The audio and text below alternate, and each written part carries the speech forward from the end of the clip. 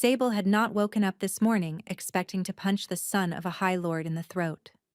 Yet here she stood in the middle of the Thornhaven Market Square, knuckles throbbing, watching Lord Harkin's eldest boy stumble backward into a cart of winter cabbages with a look of pure, offended disbelief on his face.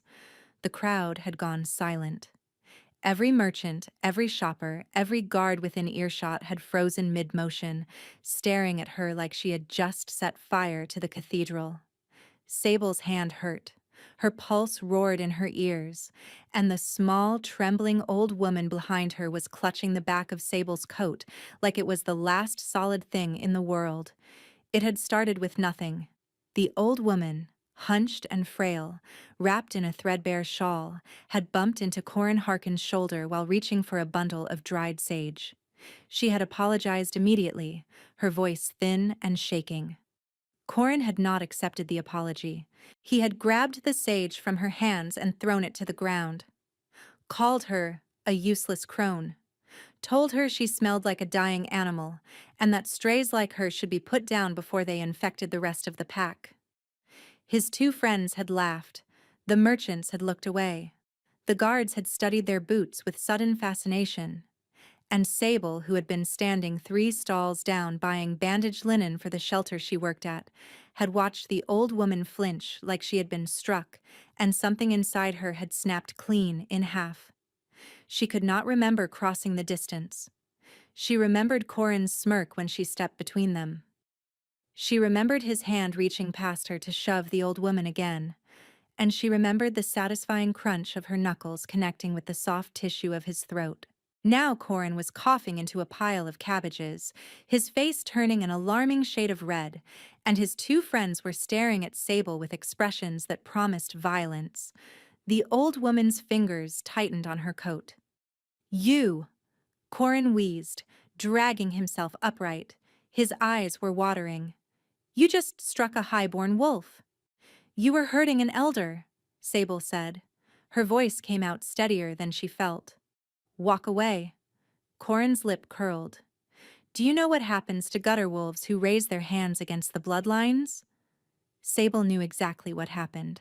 She had seen it before. Public flogging at best. Exile at worst. Death, if the Lord was feeling righteous about it.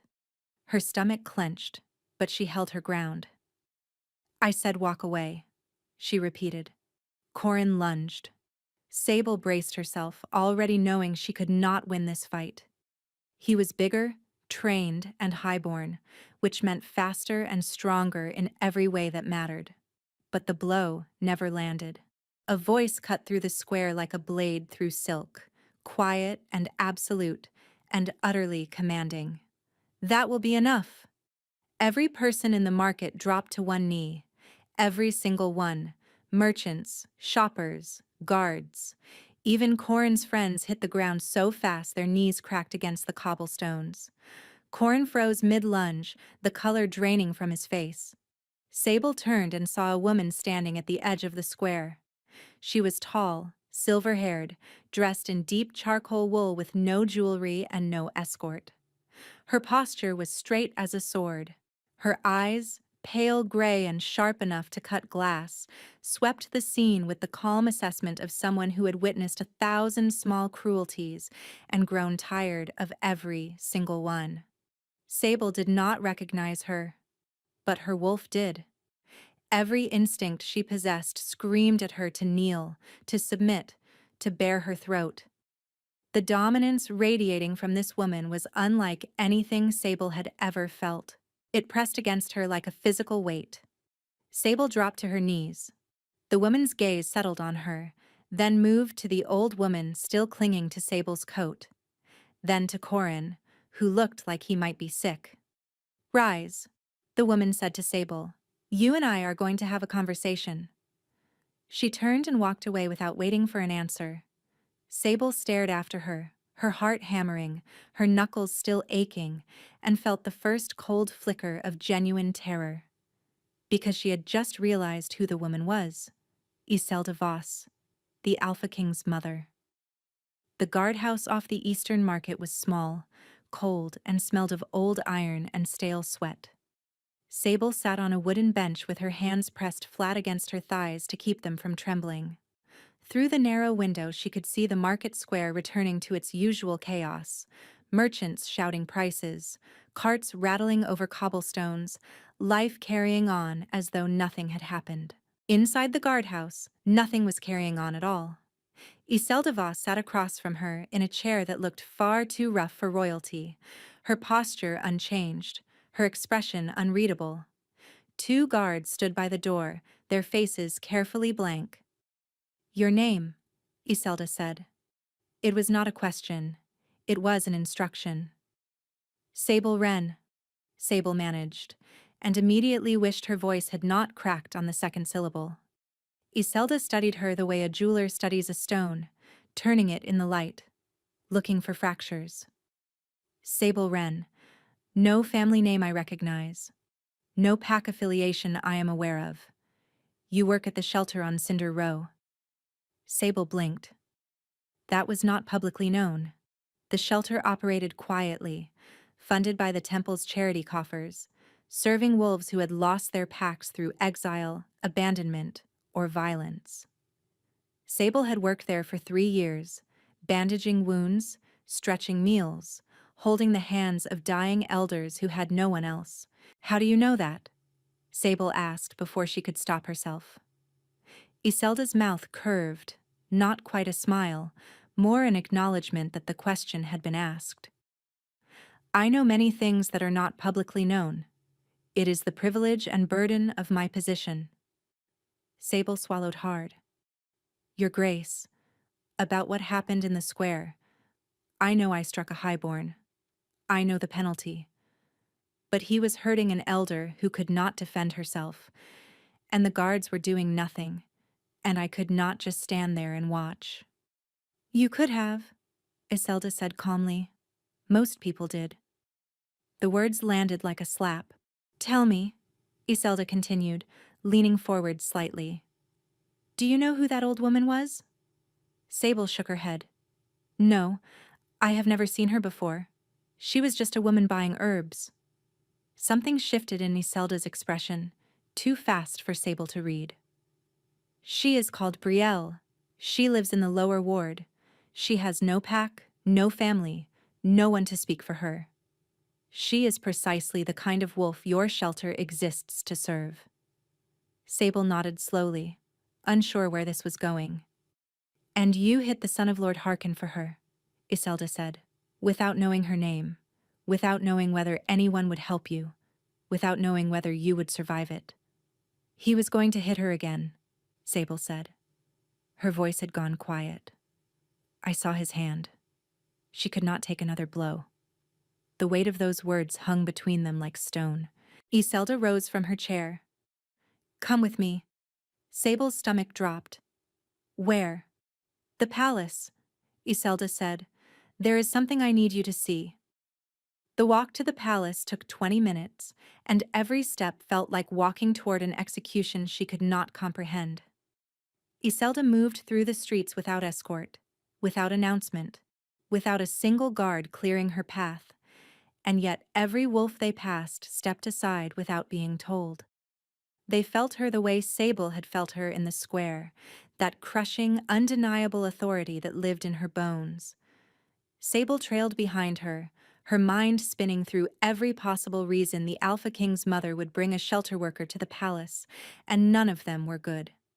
They entered through a side gate that Sable had never seen, through a corridor lined with portraits she could not name, up a staircase she had never climbed. Iselda stopped at a heavy oak door and turned to face her.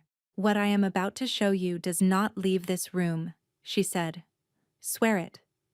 "I swear," Sable said, her mouth dry. Iselda pushed open the door.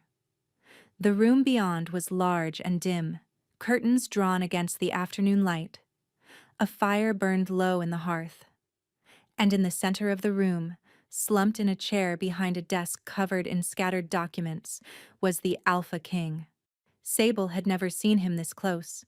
King Calum Voss was spoken of in the same breath as storms and sieges.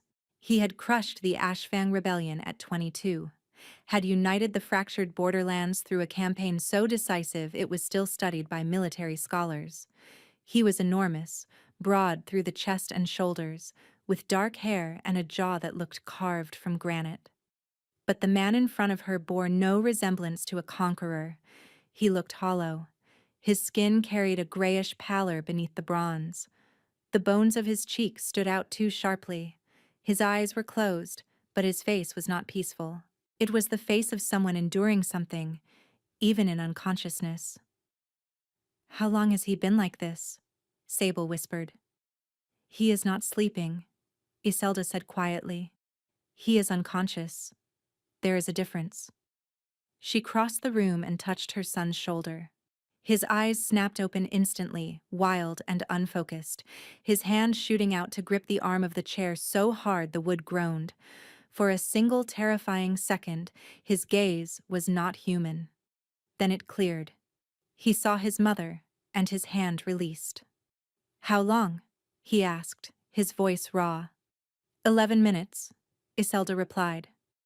Caleb pressed his fingers against his temples and exhaled through his teeth.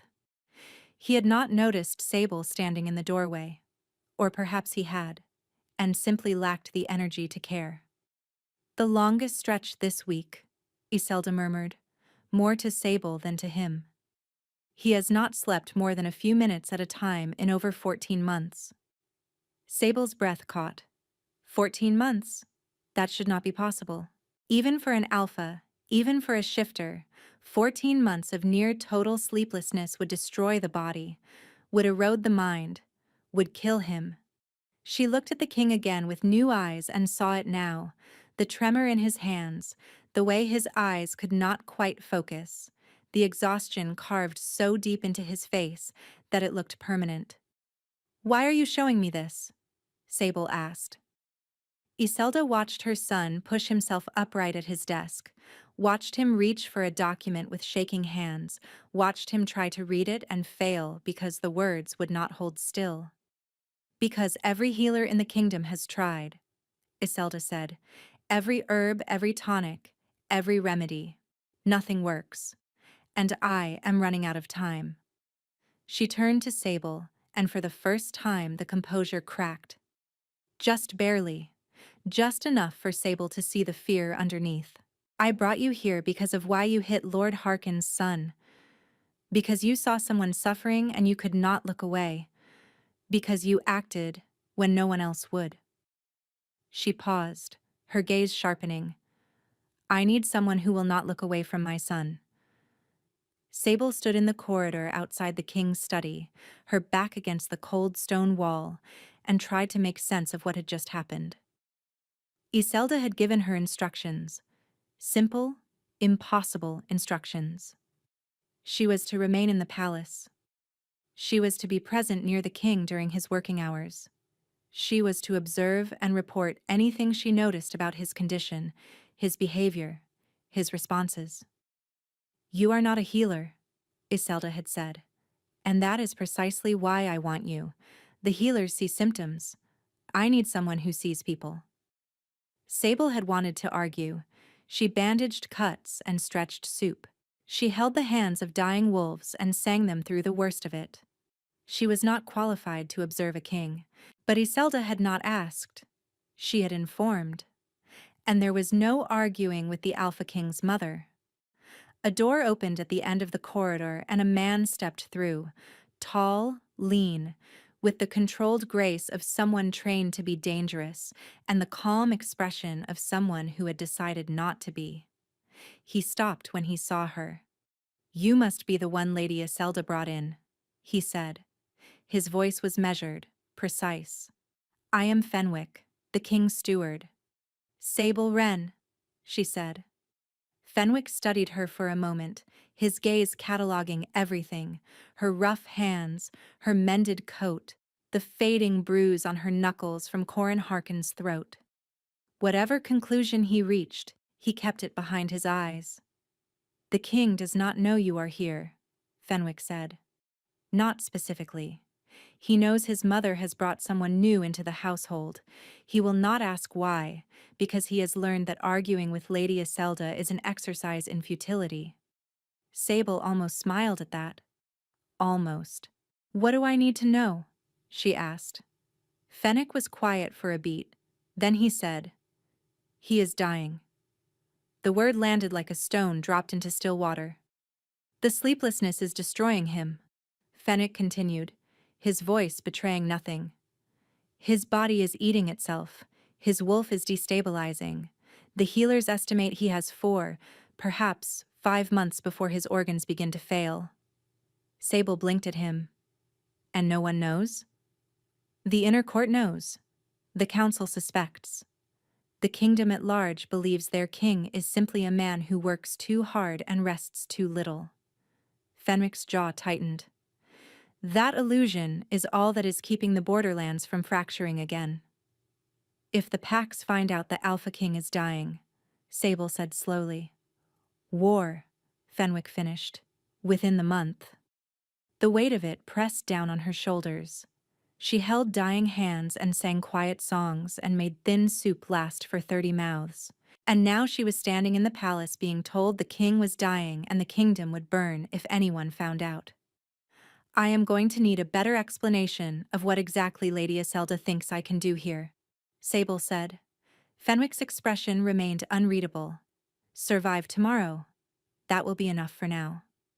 Tomorrow came too fast. A servant woke her before dawn in the small room she had been given near the kitchens.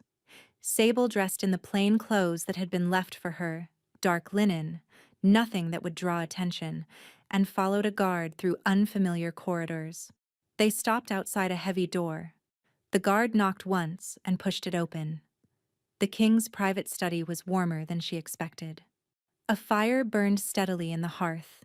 Shelves lined every wall, packed with leather-bound volumes and scrolled maps.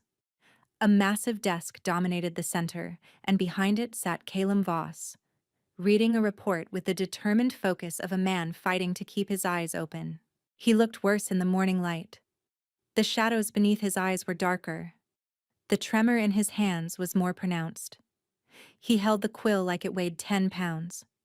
"Sit," he said, without looking up. "Wherever you like. Do not speak unless spoken to." Sable chose a chair by the far wall, near the fire, and sat. She folded her hands in her lap and watched him. Minutes passed. The fire crackled. The quill scratched across parchment. The king read, wrote, turned pages. His jaw was clenched so tight she could see the muscle jumping beneath the skin. 2 advisors entered. They spoke in low, urgent voices about grain shipments and a territorial dispute along the northern border. The king listened, asked questions in a voice that was steady but hollow, made decisions that sounded correct but cost him visible effort. Sable watched. She noticed the way his eyes drifted and snapped back, the way his left hand gripped the edge of the desk when he thought no one was looking.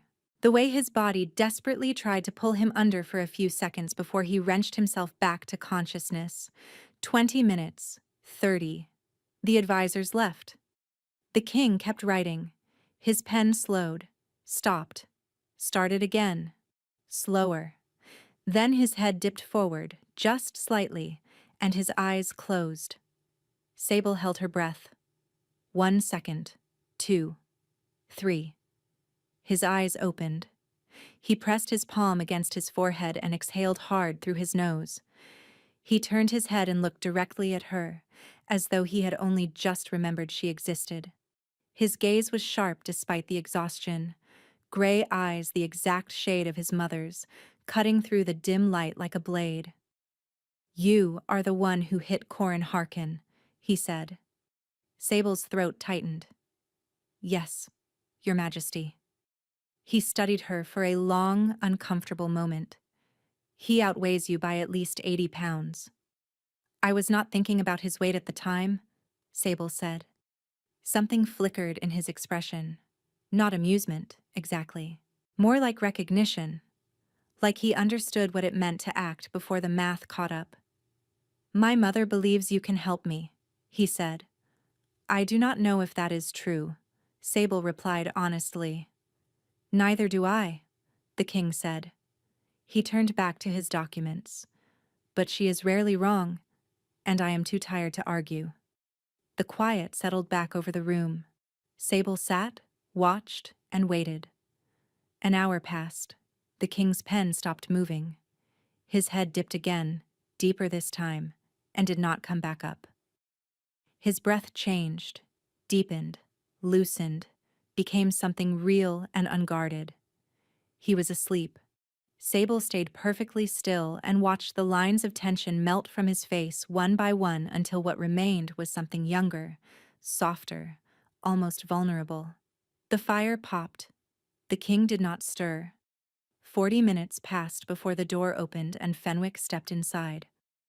He stopped when he saw the king's head resting on his folded arms, his breath deep and even. The steward's expression remained composed, but something shifted in his eyes, something raw and startled. He looked at Sable. How long? He mouthed. Sable held up 4 fingers, then made a 0. 40 minutes. Fenwick stood motionless. Then he backed out of the room without making a sound and closed the door with excruciating care.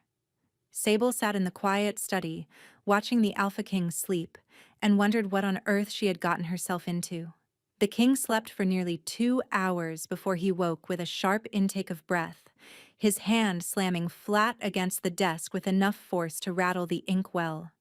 His eyes were wild for a moment, disoriented, scanning the room like he could not place where he was.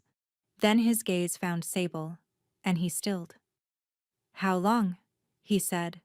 Not a question. A demand. Close to 2 hours.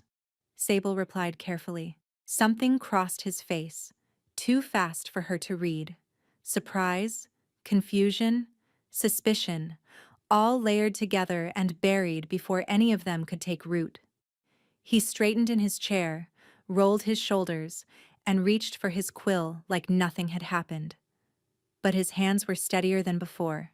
His eyes were clearer, and the gray pallor of his skin had warmed by a fraction, just enough to notice if you were looking. Sable was looking.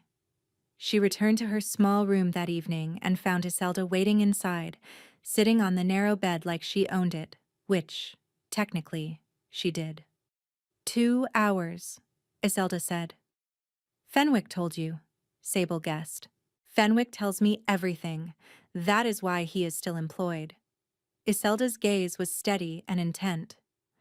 The longest he has slept in 14 months was 23 minutes.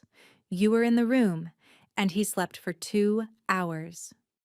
Sable sat down heavily on the room's only chair. I did not do anything.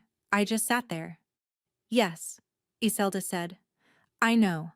She paused, studying Sable with that unnerving precision. We are going to repeat this. You will be present in his study every day during his working hours. Same chair. Same distance. For how long? Sable asked. Until we understand why this is working, Iselda replied. Or until it stops. It did not stop. The next day, Sable took her seat by the fire and the king worked at his desk without acknowledging her. An hour in, he fell asleep and remained under for 2.5 hours. The day after that, 3 hours. On the 4th day, the king looked up from his documents and said, You do not fidget. Sable blinked. Pardon? Everyone fidgets, he said. The advisors shift in their seats. Fenwick adjusts his cuffs. My mother taps her ring against whatever surface is nearest, though she will deny it to her grave. You sit without moving. I work at a shelter, Sable said. Half the wolves who come through our doors are feral with grief or pain. You learn to be still. Movement startles them. The king considered this. You are treating me like a feral wolf. I am treating you like someone who needs quiet, Sable corrected. He held her gaze, then turned back to his work. But the corner of his mouth moved, just barely, in what might have been the ghost of something approaching the distant neighborhood of a smile. A rhythm formed. Mornings in the study. The king worked. Sable sat. He slept. Always at his desk. Always without warning, his body simply surrendering when it could no longer fight. She kept track of the hours. Fennec appeared at regular intervals to check, his expression never changing, but his eyes growing more hopeful each day. By the end of the first week, the king was averaging 4 hours of sleep during daytime working sessions. His tremor had decreased. His color had improved.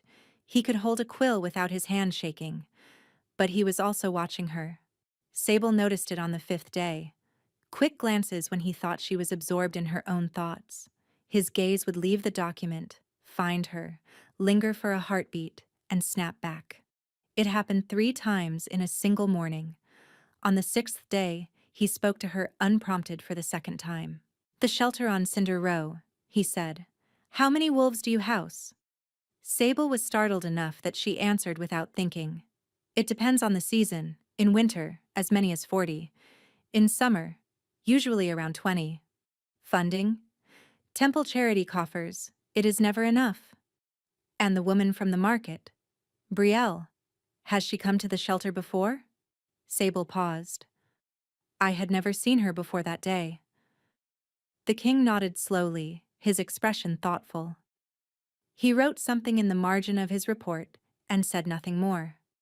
That evening, Iselda summoned Sable to her private sitting room, a chamber so elegant and restrained it made Sable feel like a smudge on fine linen. The Alpha King's mother sat in a high-backed chair by the fire, a cup of something fragrant steaming in her hands. "Sit," Iselda said. "We need to discuss what is happening." Sable sat. "I still do not understand what is happening." "Nor do I entirely," Iselda admitted. "The court physicians have a theory. They believe you carry a calming resonance." "A what?"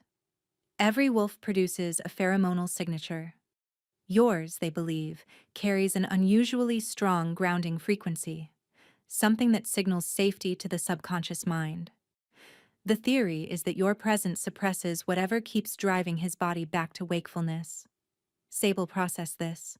"So, I am a living sedative." "Crudely put, but not inaccurate," Iselda said.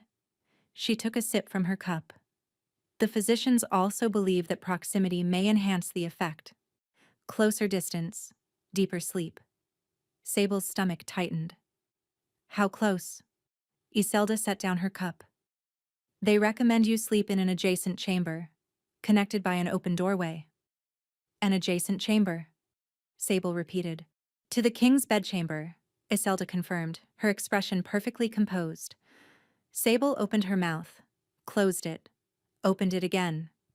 "I am a shelter worker from Cinder Row." "Yes." "And you want me to sleep next door to the Alpha King."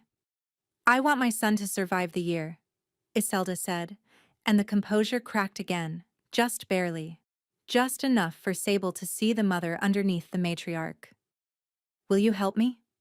Sable thought of the tremor in his hands, the hollows in his cheeks, the wildness in his eyes when he woke. She thought of Fenwick saying he is dying with no emotion in his voice and all of it in his eyes. "Yes," Sable said. "I will help."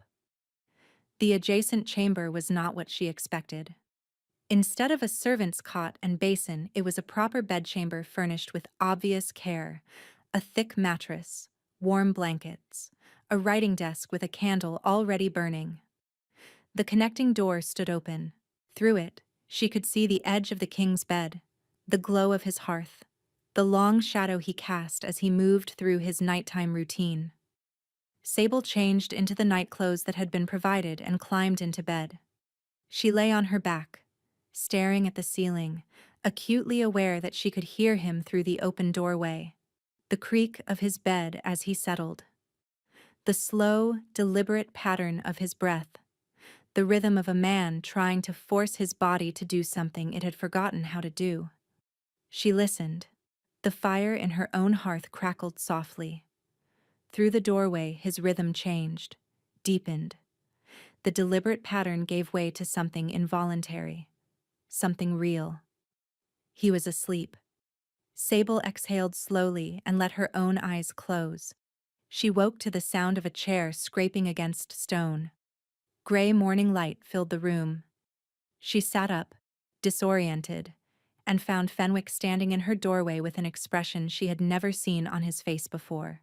"He slept through the night," Fenwick said. His voice was steady, but his eyes were bright. 7 hours, uninterrupted. Sable stared at him. 7 hours, Fenwick repeated, as though he needed to say it again to believe it. The physicians are beside themselves. Through the connecting doorway, she heard the king getting dressed with more energy than she had witnessed in the entire week she had been here. His footsteps approached the connecting door. She pulled the blankets up to her chin instinctively, suddenly aware that she was in her nightclothes and her hair was a disaster. The king appeared in the doorway. He was dressed, his hair still damp, his posture straighter than she had ever seen it.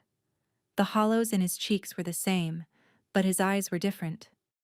Brighter, sharper, present in a way they had not been before. He looked at her, and neither spoke. "Thank you," he said quietly. Sable nodded, her throat tight. He turned to leave, then stopped. "The shelter on Cinder Row. You said the funding was never enough." "It is not," Sable confirmed, confused by the shift. "I have instructed the Treasury to triple the allocation from the charity coffers," the king said, without looking at her. "Effective immediately. There will also be a building inspection within the week to assess structural repairs." He left before she could respond. Sable sat in the borrowed bed, in the borrowed room, in the borrowed nightclothes, and pressed her hands against her face. She was not going to cry. She was absolutely not going to cry. She cried. 2 weeks passed, and Sable learned the shape of the king's silence. He was not a man who filled space with words. He worked. He read.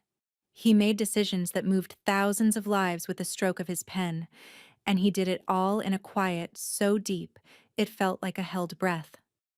But within that quiet, Sable began to hear things. The way his quill paused when a report contained bad news, hovering above the page for a fraction of a second before he committed his response. The low exhale through his nose when an advisor said something foolish. The almost imperceptible shift in his posture when exhaustion began to creep back in, a forward tilt of his shoulders, a loosening in his grip. She learned to read him the way she read the wolves at the shelter, through stillness and attention, and the more she watched, the more she saw. She also saw the toll the sleeplessness had taken, not just on his body, but on his isolation. No one touched him. Not the advisors, not the guards, not even Fenwick. They kept a careful distance, not out of fear exactly, but out of a learned understanding that the king could not tolerate unpredictability. His senses were too raw, his nerves too frayed, his wolf too close to the surface. Sable was the exception, not because she touched him, but because her stillness never registered as a threat. She existed in his space without disrupting it, and that, apparently, was rare enough to matter.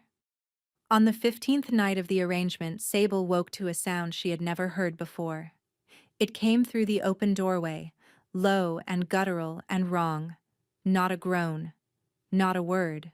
Something deeper, something pulled from the chest of a creature that was not entirely human. Sable sat up, her pulse spiking. Through the doorway, she could see the king's bed. He was thrashing, his body rigid, the sheets twisted around his legs. His hands were clenched into fists against the mattress, and the sound coming from his throat was climbing, building into something that vibrated through the stone walls. His wolf was surfacing. Sable threw back her covers and moved to the doorway. She could feel it now, the dominance pouring off him in waves, suffocating and primal, pressing against her like a wall of heat. Every instinct in her body screamed at her to submit, to drop, to run. She stepped into his room. "Your Majesty," she said, her voice cutting through the dark. Steady, calm. the same voice she used at the shelter when a grieving wolf was halfway between human and beast. "You are in your chambers. You are safe. Come back." His eyes snapped open. They were not gray. They were gold, bright and burning, and entirely wolf. He lunged upright, his hand closing around her wrist with crushing speed, and Sable gasped as she was yanked forward. For one terrible heartbeat, he was not behind those eyes. His grip was iron, his body coiled for violence. She could feel the pressure building against her bones. "Sable," she said, keeping her voice level despite the pain. "My name is Sable, you know me. I sit in the chair by the fire. I do not fidget." His breath hitched. "I am the one who punched Corin Harkin in the throat," she added, because she was terrified, and it was the only other thing she could think to say. The gold in his eyes flickered, dimmed. Gray bled back in, slow and unsteady, like color returning to a bruised sky. His grip loosened. He looked down at his hand around her wrist and released her like she had burned him. "Did I hurt you?" His voice was wrecked, shredded, barely human. "No," Sable lied. Her wrist was throbbing. He saw the lie. She watched him see it. His gaze dropped to her wrist, to the red marks already forming, and something in his expression collapsed. "Get out," he said. "Your Majesty, I am fine. Get out of my room." The words were quiet and devastated, and they hurt worse than her wrist. Sable backed toward the doorway. He turned away from her, sitting on the edge of his bed with his head in his hands, his shoulders drawn in like he was trying to make himself smaller. She stood in the doorway and refused to leave. "I said get out," he repeated without looking up. "I heard you," Sable said. "But I do not take orders from you. I take them from your mother." His head came up. He stared at her, something raw and startled breaking through the shame on his face. "Go to sleep, Your Majesty," Sable said softly. "I will be right here." She sat down on the floor in the doorway, her back against the frame, her bruised wrist cradled in her lap. Caleb stared at her for a long, suspended moment. Then he lay back down, slowly, like a man lowering himself into water he was not sure would hold him. His breath evened, his hands unclenched. He slept. Sable sat in the doorway until dawn. She watched the firelight move across his face and felt something she could not yet name settle deep behind her ribs, something warm and aching and terribly inconvenient. In the morning, she found a small jar of bruise salve on her bedside table. It had not been there when she fell asleep. She looked toward the connecting doorway. The king was already gone. Sable never mentioned the bruise salve. The king never mentioned the nightmare. They returned to their rhythm as though nothing had changed, except that everything had. He watched her more now. Not the quick, stolen glances of before, but longer looks. Deliberate, as though he was trying to solve a problem she represented. Sometimes she caught him and held his gaze, and he was always the first to look away, turning back to his documents with a tightening in his jaw that she was beginning to recognize as discomfort of a very specific kind. She was beginning to recognize a lot of things. The way her body loosened when she entered his study each morning, like a fist unclenching. The way her pulse settled into a calmer rhythm the closer she sat to him. The way his scent, leather and wood smoke, and something sharp beneath, had started following her through the palace corridors long after she had left his presence. She tried not to think about it. She was from Cinder Row. He was the Alpha King. There were approximately 400 reasons why the growing warmth she felt near him was a terrible idea, and she was determined to ignore every single one of them. On the 18th day, the arrangement changed. Iselda summoned her to the sitting room again.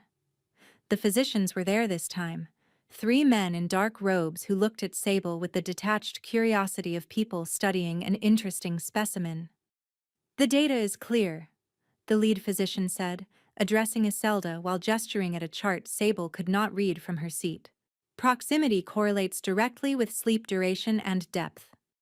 The adjacent chamber configuration has yielded significant improvement, but the data suggests that reducing the distance further would produce even greater results. Define further, Sable said, her stomach already tightening. The physician glanced at her as though surprised she could speak. Same room, ideally within arm's reach. The quiet that followed was so thick Sable could have choked on it.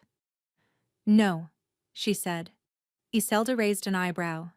With respect, Lady Iselda, I am not going to sleep in the king's bedchamber, Sable said, her face burning. The court already whispers about why I am here. If I move into his room, every wolf in this palace will assume I am warming his bed. And what precisely would be wrong with that assumption?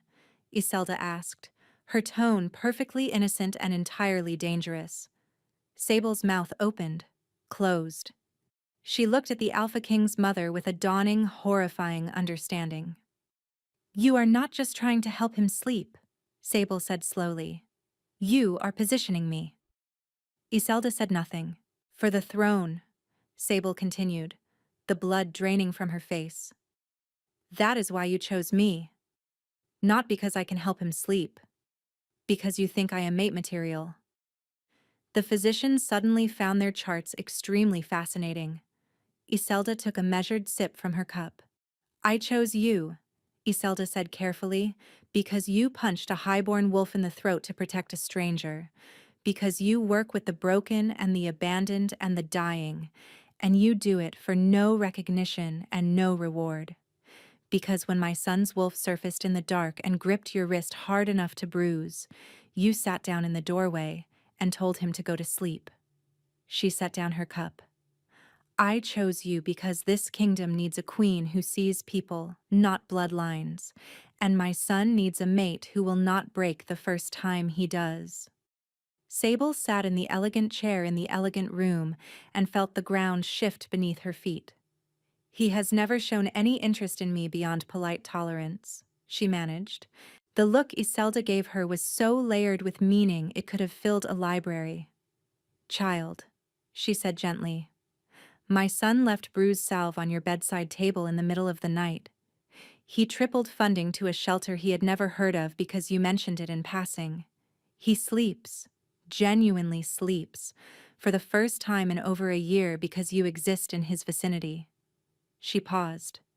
If that is polite tolerance, then I am a common house cat. Sable's face was on fire. Move into the chamber, Iselda said. There will be a partition. You will have privacy, but you will be in the room. Sable wanted to argue. She wanted to say this was manipulation, that Iselda was engineering an outcome, that she was being moved around a board like a chess piece. But she thought of his hands shaking over his documents. She thought of the gold in his eyes and the devastation on his face when he saw the marks on her wrist. She thought of 4 months, maybe 5, before his organs began to fail. Fine, Sable said, but I want a proper screen, not some flimsy curtain. Iselda smiled. It was the first real smile Sable had ever seen on her face, and it transformed her entirely. Done. The partition was solid oak, carved with trailing ivy, and it divided the king's bedchamber into 2 spaces. Sable's side had a narrow bed, a nightstand, and a candle. The king's side had everything else. Calum stood on his side of the partition, staring at it with an expression that suggested he was considering setting it on fire. This was not my decision, he said. Nor mine, Sable replied from behind the screen. A pause. Are you comfortable? The bed is better than anything I have ever owned, Sable admitted. So yes. Another pause, longer this time. I am sorry about your wrist. It is healed. That is not what I asked. Sable rested her hand on the pillow. Through the screen she could see nothing but firelight and shadow, but she could feel him. His presence filled the room, steady and immense, like standing beside a river and sensing the current pull. You did not mean to hurt me, she said quietly, and I stayed because I wanted to. Do not apologize for something we both survived. What followed was different from the other pauses. Heavier, warmer, charged with something Sable refused to name. "Good night, Sable," he said. It was the first time he had used her name. "Good night, Your Majesty," she replied, and her voice held steady, which she considered a significant personal victory. He fell asleep within minutes. She could hear it through the screen, the way the room itself seemed to exhale when his body finally let go. She listened and pressed her hand flat against her sternum, where the ache had settled into something permanent. She fell asleep with the rhythm of his rest in her ears and dreamed of nothing at all. In the morning, she found a small bundle on her nightstand. Inside was a pair of gloves, fine leather, lined with wool, the kind of thing she could never afford. No note, no explanation. Through the screen, the king's side of the room was already empty. Sable put on the gloves. They fit perfectly. The gloves were the beginning. Small things began appearing with a regularity that Sable could no longer dismiss as coincidence. A wool scarf draped over her chair in the study on a cold morning. A book of herbal remedies left on her nightstand with a passage about shelter medicine marked with a thin strip of leather. A pot of honey placed beside her breakfast plate because she had mentioned once, to Fenwick, not even to the king, that she preferred honey to sugar in her tea. The king never acknowledged any of it. And Sable, who had spent her entire life receiving nothing from anyone, had no idea how to acknowledge it either. So the gifts accumulated in silence, small acts of attention from a man who could not speak his feelings aloud, received by a woman who could not believe she deserved them. What she did know was that the pull was getting worse. Not painful, exactly. More like a tide, strongest in the mornings when she woke to the sound of him and weakest in the brief hours they spent apart during the afternoons. Her wolf, dormant for most of her life, had become restless. She paced beneath Sable's skin, pressing toward the surface at odd moments, responding to something Sable could feel but refused to name. She knew what it was.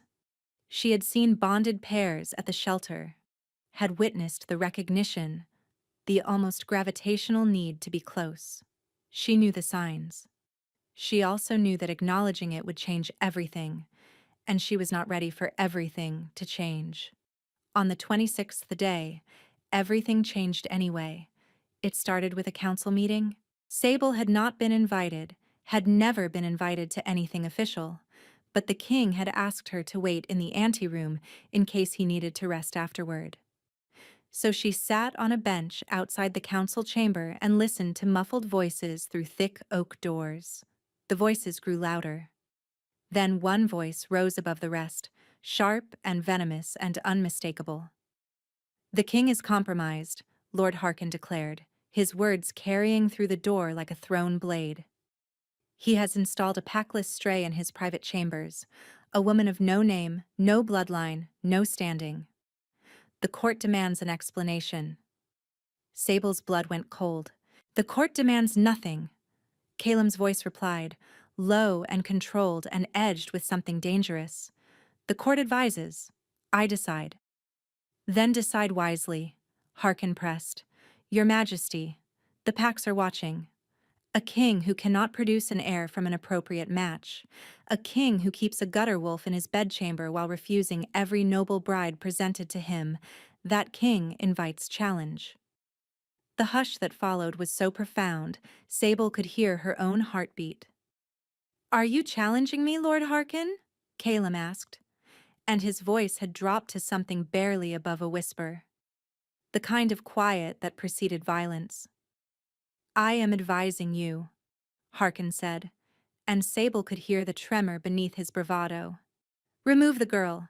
Accept a suitable match, before someone less diplomatic than me forces the issue." The doors burst open. Sable scrambled to her feet as advisors poured out, their faces pale. Lord Harkin emerged last, walking quickly, his jaw clenched, his eyes finding Sable on the bench and narrowing with undisguised contempt. He leaned close as he passed. Enjoy it while it lasts, stray, he murmured. You do not belong here, and everyone knows it. He was gone before she could respond. Sable stood in the corridor, her hands shaking, Lord Harkin's words burrowing under her skin. Stray, gutter wolf, packless. She had heard those words her entire life, from the older children at the orphanage, from the wolves who turned her away when she applied for pack membership at 16, from the merchants on Cinder Row who let her buy bruised fruit at a discount because they felt sorry for her. She had built a life around those words, a small, careful life where she was useful enough to justify the space she occupied. And now she was in a palace, sleeping behind a screen in the king's bedchamber, receiving gloves she had never earned, and a powerful man had just confirmed what she had always suspected. She did not belong here. Sable walked back to the king's chambers, gathered her few belongings into the bag she had arrived with, and left a note on the nightstand. It read, "Thank you for the shelter funding. I am sorry I cannot stay." She made it as far as the side gate before Fenwick caught her. "Miss Wren," he said, slightly out of breath, which for Fenwick was the equivalent of a full sprint. "Where are you going?" "Home," Sable said. "Back to Cinder Row." "On whose authority?" "My own." She kept walking. "I am not a prisoner here. Lady Iselda said I could leave whenever I chose." Fenwick fell into step beside her. "She did say that. She also said that if you tried to leave, I should tell you something." "I do not want to hear it. The king has not slept since you left the building." Sable stopped walking. "It has been 40 minutes, Fenwick said, his voice quiet. He was in the study when Lord Harkin's words reached him through the staff. He went to the chambers. Found your note. He has been sitting in the dark since." Sable closed her eyes. The pull had become a roar. Every step she had taken toward the gate had made it worse, a tearing sensation like something vital being stretched past its limit. "This is not fair," she whispered. "No," Fenwick agreed. "It is not." Sable stood at the gate, her bag in her hand, the evening air cold on her face. She could leave. She could walk back to Cinder Row, back to her cot at the shelter, back to the life she understood. She could let someone else figure out how to save the king, but she kept hearing his voice in the dark. "Did I hurt you?" She kept seeing the tremor in his hands, the way his fingers had released her wrist like she was something precious he had accidentally broken. She kept feeling the pull. "Take me back," Sable said. The king's chambers were dark when she entered. The fire had burned low, casting everything in deep amber. Calum sat in the chair by the hearth, her note crumpled in his fist. He looked up when she walked in. His expression gutted her. "You came back," he said, and his voice cracked on the last word in a way that made something inside her cave. "Lord Harkin is a small, cruel man who bullies old women through his sons," Sable said, setting her bag down. "I will not let him decide where I belong." Calum searched her face. "Where do you belong?" The question hung in the air between them. Sable looked at him, at the note crushed in his hand, at the fear he was not bothering to hide, and felt the last wall inside her crack. "Here," she said. "Apparently." He exhaled, long and shaking, and closed his eyes. When he opened them again, they were bright. "I will speak with Harkin," he said.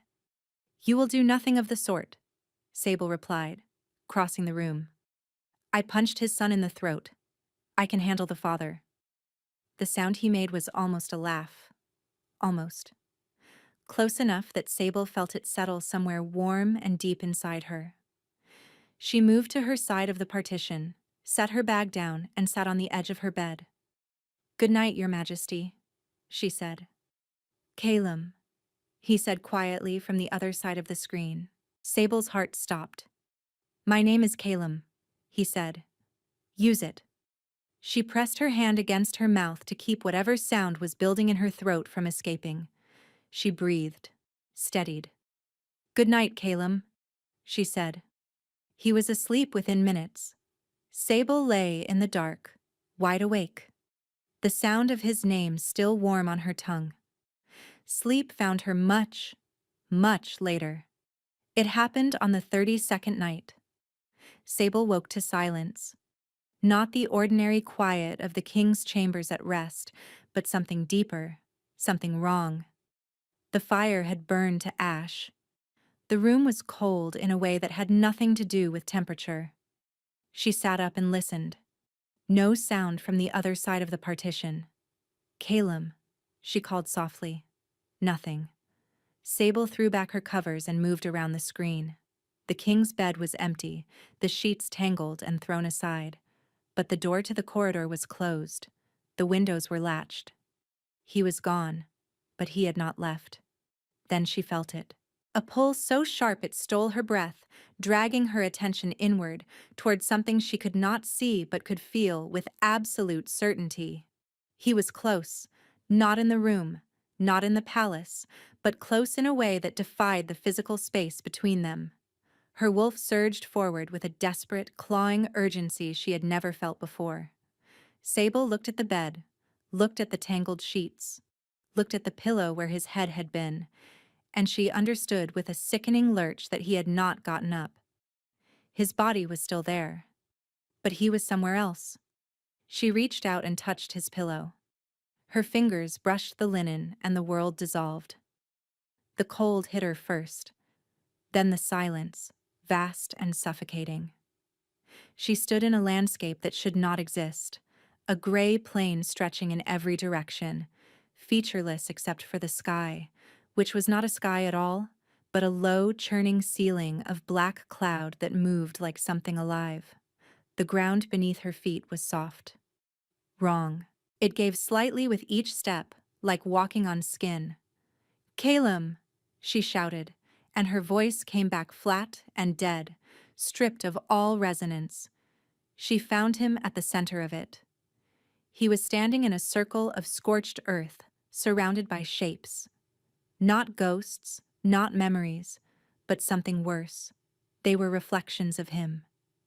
Dozens of them, standing in concentric rings, each one wearing his face but twisted into something monstrous. One had his features stretched into a permanent snarl. Another wore his face slack and empty. A third stood with hands raised and stained dark, the image of destruction made flesh. They were every version of himself he feared becoming, every failure he imagined, every atrocity he believed he was capable of, every worst case his exhausted, guilt-ravaged mind had constructed over 14 months of sleepless torture. And at the center of them all, the real Calum knelt with his head bowed, accepting their judgment. "Calum, look at me," she said, pushing through the ring of false kings. They turned their distorted faces toward her as she passed, but they were not real. They were his. She dropped to her knees in front of him. His eyes were open but unfocused, staring through her. "This is not real," she said. "None of this is real." "It is," he whispered, and his voice was hollow, emptied out. "This is what I am, what I will become. Every decision I make, every life I hold in my hands, this is where it leads." "No," Sable said firmly, "this is where fear leads. This is what happens when you carry everything alone for so long that your own mind turns against you." She reached for his face, cupping his jaw in both hands, forcing him to meet her eyes. His skin was ice cold. "You funded a shelter for broken wolves because a woman you barely knew mentioned it once," Sable said, her voice shaking. "You left bruise salve on my nightstand because your nightmare hurt my wrist. You sat in the dark with my note crushed in your hand because you were afraid I had left." She felt tears burning in her eyes. "Does that sound like a monster to you?" The false kings shifted. Their faces rippled. "You are not what you are afraid of," Sable continued. "You are what you do. And what you do, what you have always done, is carry more than any one person should ever have to carry, and refuse to put it down because you think no one else can hold it." She leaned closer, her forehead touching his. But I can hold it, she whispered. Let me hold some of it, please. The ground shuddered. The false kings began to fracture, cracks spreading across their twisted faces like glass breaking in slow motion. One by one, they came apart, dissolving into gray dust that was caught by a wind that had not existed a moment before. The churning sky above them thinned. Light, pale and uncertain, broke through in narrow shafts.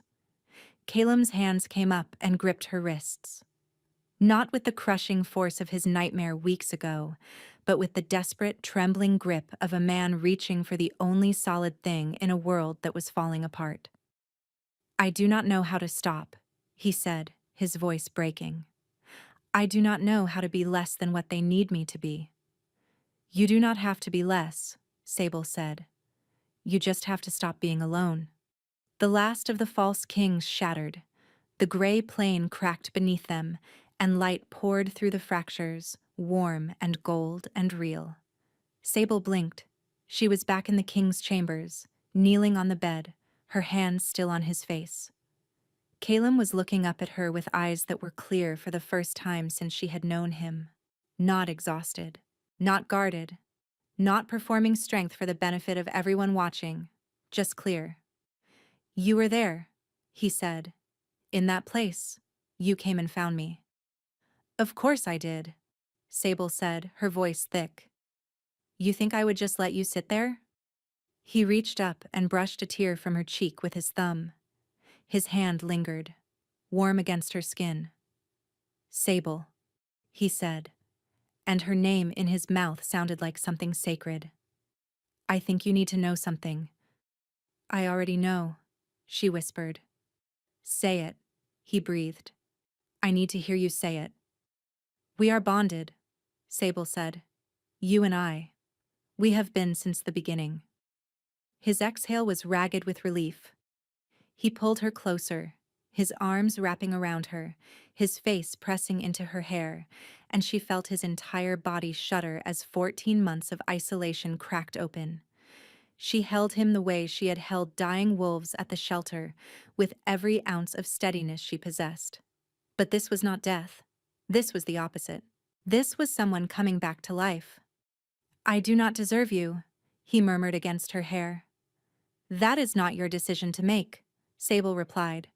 He pulled back enough to look at her, and what she saw in his face stole her breath. Tenderness so profound, it rewrote every guarded expression she had ever seen him wear. He kissed her. It was not gentle. It was not tentative. It was the kiss of a man who had been drowning for over a year and had finally broken the surface. His hands cradled her face, and Sable kissed him back with everything she had. When they finally pulled apart, breathless, foreheads touching, hearts hammering in tandem, Calem said, "The partition is coming down." "Right now?" Sable asked, slightly dazed. "Right now." He stood, crossed the room, and pushed the oak screen aside with one hand like it weighed nothing. It scraped across the stone floor with a sound that felt final and permanent, and exactly right. Sable looked at the single undivided room, at him, standing in the firelight, his hand extended toward her. She took it. They stayed awake for a long time, talking in the dark, her head on his shoulder, his arm around her waist, saying all the things they had been too afraid to say before. And when they finally fell asleep, tangled together in the center of his bed, the bond settled into place between them like a key turning in a lock, warm and golden and unbreakable. Calem slept through the night. No nightmares, no gray plane, no false kings, just peace. The court adjusted, eventually.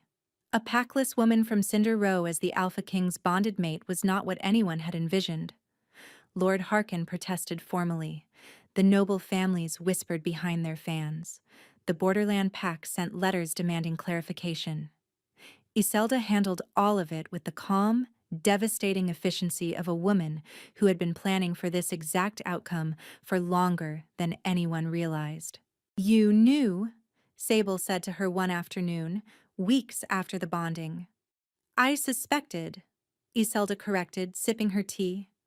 The moment I saw you in that market square, facing down a wolf twice your size with nothing but your fists and your fury, I thought, that is the kind of woman who could save my son.